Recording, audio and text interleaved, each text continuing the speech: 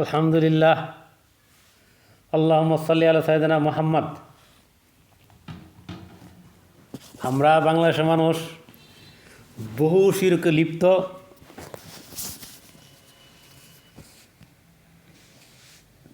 আল্লাহ কোরআনে বলছেন, আল্লাহকে বিশ্বাস করা সত্ত্বেও বেশিরভাগ লোক শিরক করে।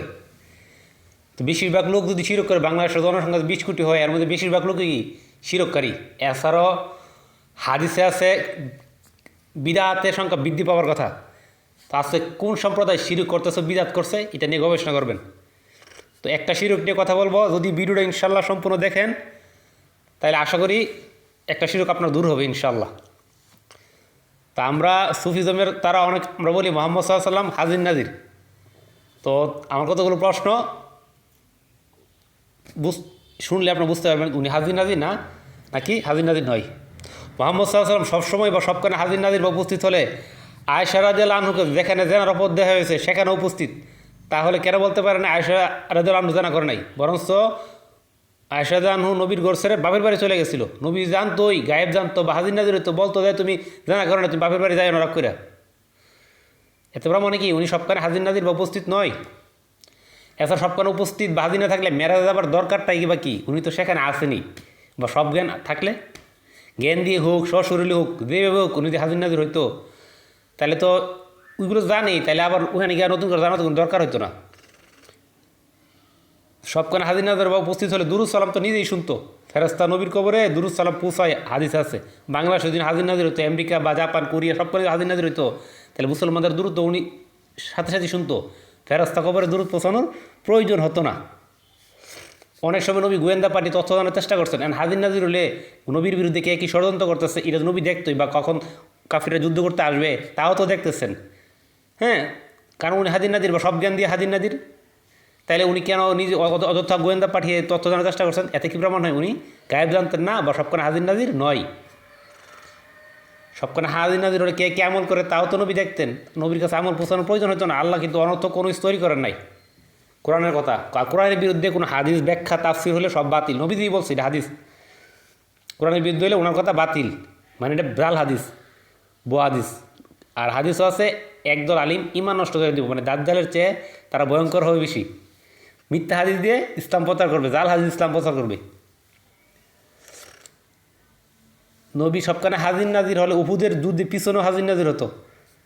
খালিদ বাহিনী এসে মুসলমানদের পরাজিত করতে পারতো না, বরঞ্চ নবী মুসলমানদের বলতে তোমরা ঘুরে যাও, পিছন থেকে বাহিনী আসতেছে, কিন্তু এটা হয় নাই। তবে কৌশল, এদিকে রাস্তা ছিল, কৌশল করছিলেন যাতে কেউ পিছন দিকে আসা হামলা করে মুসলমানদের পরাজিত না করতে পারে। এর মানে এই নিয়ে উনি জানতেন এই পিছন দিয়ে এসে মুসলমানদের হামলা করবে, মুসলমানদের শহীদ করবে। যদি জানতেন তাহলে তো যুদ্ধ করতে চাইতেন না, এত মুসলমান মারা যাবে। উনি কি যেতেন যুদ্ধ করতে? কখনোই যেতেন না, কারণ উনি কখনোই সাহাবীরা এত সাহাবীদের হতে চাইতেন না।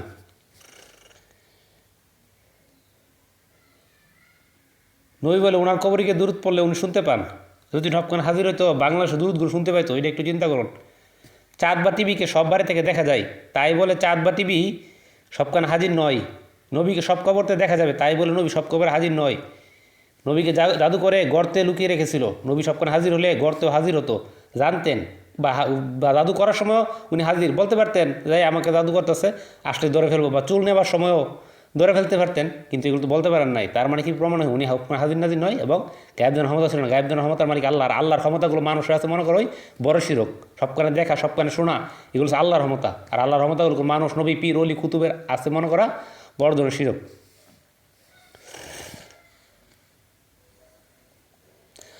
নবীকে এক সময় সাময়িকভাবে অনেক জায়গায় দেখা গেছে, এগুলো হচ্ছে অলৌকিক বিষয়, অলৌকিক কিছু আল্লাহর ক্ষমতা দিয়ে। এর মানে নয় যে সবসময় সবখানে দেখা যেত। নবীকে ইহুদি মহিলা খাবার সাথে বিষ দিলে নবী ও সাহাবি এক টুকরো খেলো, কিন্তু সাহাবি মারা গেছে। নবী যদি হাজির নাজির হতো, বিষ দেওয়ার সময় তো হাজির, বাকি বিষ দেওয়ার জ্ঞান হতো নবীর থাকতো, সাহাবিকে বলতে পারতো এই বিশ্বাস তুমি খাবে না। নবীকে চাইতেন ওনার সাহাবি মারা যায়? কখনোই না। শাহিদ, কোরআন এক শাহিদ শব্দ সাক্ষী দিয়ে সুফি জমের তারা নবী হাজির নাজির। আর এই শাহিদ শব্দ তো মুসা নবীর ক্ষেত্রেও আছে, তাই তো মুসা নবী হাজির নাজির হইতো। মুজাম্মিল 15 আয়াতে আছে, কোরআনে আছে আল্লাহ এসে শাহিদ, সাক্ষী, প্রত্যক্ষদর্শী। সূত্র বুরুজ, মুজদালাতে এগুলো আছে। সূরা বুরুজ ও মুজদালা পড়লে পাইবেন। এছাড়া অনেকে বহু হাদিস তৈরি করে, যেমন বলে কি নবীর পৃথিবীর চ্যাপ্টা করে নবীকে দেখানো হয়েছে। তাই উনি সবখানে হাজির। এই পৃথিবী চ্যাপ্টারগুলো পৃথিবী ধ্বংস হয়ে যেত, এগুলো তো চিন্তা করলে বুঝতো এগুলো তো বহু হাদিস। ব্রাহ্মণবাড়িয়া জেলার একজন বড় পীর ছিল, বিখ্যাত অলি, ওনার নাম হচ্ছে চতুরার খালেক হুজুর। উনি ওনার কিতাবের 55 পৃষ্ঠার মধ্যে বলছে নবী ও পীরকে সশরীরে মজলিদে হাজির যান না, যে ভুল। তো অলিদের আকিদা তো এই হাজির নাজির ছিল না, এগুলো পরে বের করছে বিভিন্ন কিতাব, বিভিন্ন বই পুস্তক বের করে বিভিন্ন কাচ্চা কাহিনী দেওয়া বা বিভিন্ন চিন্তা ভুল চিন্তা করে একটা জিনিসে কিন্তু অনেক সময় অনেকভাবে ভুল চিন্তা করা হয়, কেউ করে সঠিক কেউ করে ভুল, এই ভুল চিন্তা করে এগুলো বের করছে নবী হাজির নাজির। তাছাড়া কবরে যদি প্রশ্ন করা হয়, মনে করেন একসাথে 50টা কবরে কবর হইলো, 50 জন কবর জিজ্ঞেস করতেছে, তাহলে সব কবরে একজনে হাজির নাজির হইতে পারবে না।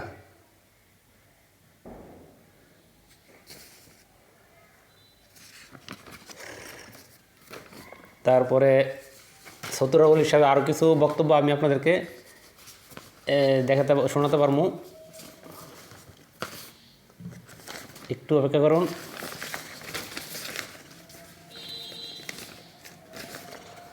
উনি বলছেন, ওনার বইটার নাম হচ্ছে সিরাজুস সালিকিন, যে আল্লাহ এবং নবীকে সাক্ষী রেখে বিয়ে করতে বললে এগুলো বলে কাফের। কারণ সবখানে তো সাক্ষী আল্লাহ, সব দেহে আল্লাহ, সব শুনে আল্লাহ, সব কিছুর জ্ঞান আল্লাহর কাছে। আর এই ক্ষমতাগুলো তো নবী ওলিদের ছিল না। বিয়ে বিচার মাহফিল সভা সমাবেশ নবীকে সাক্ষী করা যাবে না, কারণ সবখানে ওনার দেখার ক্ষমতা ছিল না। তবে নবীর এইসব ক্ষমতা থাকলে বলতে পারতেন, কিন্তু এই ক্ষমতা ছিল না। একটু গবেষণা করলে বুঝতে পারবেন। উসমান রাদিয়াল্লাহু আনহুকে যখন হত্যা করছে গুজব ছড়ানোর পরে, নবী যখন হজ করতে গেছিলো, এটা গুজব উসমান রাদিয়াকে পাঠাইছিল কাফেরদের কাছে। তখন গুজব ছড়াইছে উসমান রাদিয়াল্লাহু মারা গেছে। নবী যদি হাজির নাজির হতো, তাহলে মারা যাওয়ার স্থানেও থাকতো, বলতে পারতে এই উসমান রাদিয়াল্লাহু মারা যায় না, তোমরা চিন্তা করো না। কিন্তু নবী কি বলতে পারছে, বা গায়েব জানা তো বলতে পারতেন উসমান রাদিয়াল্লাহু মারা যায় না। কিন্তু নবী কী করছেন, গুজব ছড়ানোর পরে উনি বায়াত নিয়েছেন যুদ্ধের প্রতিশোধের জন্য, যে উসমানের হত্যার প্রতিশোধ নেয়নি, আমরা যাব না। একটু গবেষণা করেছি, একটু মাথাটা খাটান, তাহলে বুঝতে পারবেন উনি কি হাজির নাজির ছিল কি না, বা গায়েব জানত কি। হাদিস আছে জান্নাত অনেক মানুষ নবীর কাছে যেতে চাইবে, কিন্তু ফেরেশতা যেতে দিবে না। নবী বলবে এরা আমার উম্মত, তবে বাধা কেন? ফেরেশতা বলবে আপনি মারা যাওয়ার পর এরা বেদাতে লিপ্ত হয়েছে। নবী বলবে তখন ঈসা নবীর মতো, হ্যাঁ নবীজি তখন ঈসা নবীর মতো বলবে, যতদিন তোমাদের মাঝে ছিলাম ততদিন আমি তোমাদের কাছে সাক্ষী, মরণের পর আল্লাহ সাক্ষী বা তত্ত্বাবধায়ক হিসেবে যথেষ্ট। নবী হাজির নাজির হতো, কে কি বেয়াত করে বলতে পারতোই, এরা বেয়াত করছে, ফেরেশতা তো বলা দরকার ছিল না। এছাড়াও আমরা হচ্ছে আমাদের সময়ের ঘটনাবলীর সাক্ষী, আর নবী ছিল নবীর সময়ের ঘটনাবলীর সাক্ষী। উম্মতকে আল্লাহ সাক্ষী বলছে কোরআনে, কিন্তু এর মানে উম্মত হাজির নাজির। তাছাড়া কিন্তু আল্লাহ যেমন পবিত্র সবখানে নাই, কারণ পৃথিবীতে অনেক অপবিত্র জিনিস আছে, আপনি চিন্তা করে দেখে পাবেন। তো নবীও কিন্তু এই অপবিত্র জিনিসগুলোতে নাই, তাই ওনাকে হাজির নাজির বলা যাবে না। কত অপবিত্র আপনি চিন্তা করে দেখেন একটু, অনেক আপনার আশেপাশে। তাই সবখানে নবী আছে, এগুলো বলা যাবে না। বা সব কিছুকে নবীদের কাছে ছিল এটাও বলা যাবে না, কারণ পৃথিবীতে বহু ঘটনা নবী বলতে পারে নাই, বলে যায় নাই। অনেক কিছু আল্লাহ জানাইছে ফেরেশতা দিয়ে বা অন্তরে দিয়ে, ওগুলো জানাই গেছেন, কিন্তু যেগুলো জানাইছেন না এগুলো বলতে পারবেন না। এছাড়া বহুত অলিদের বই আছে, এখানে লেখা আছে যে নবীজি নিজের ক্ষমতায় গায়েব জানার ক্ষমতা ছিল, মনে করলে কাফির।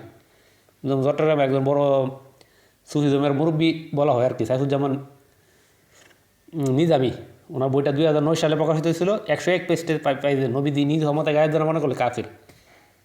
এরপরেও এর বিখ্যাত অলি খালেক হুজুর, উনিও বলছে কেউ গায়েব জানার ক্ষমতা দাবি করলে কাফের। একদল সুফি এই নবী অলির গায়েব জানা মনে করে। আল্লাহ তাদেরকে হেদায়েত দান করুক, আমিন।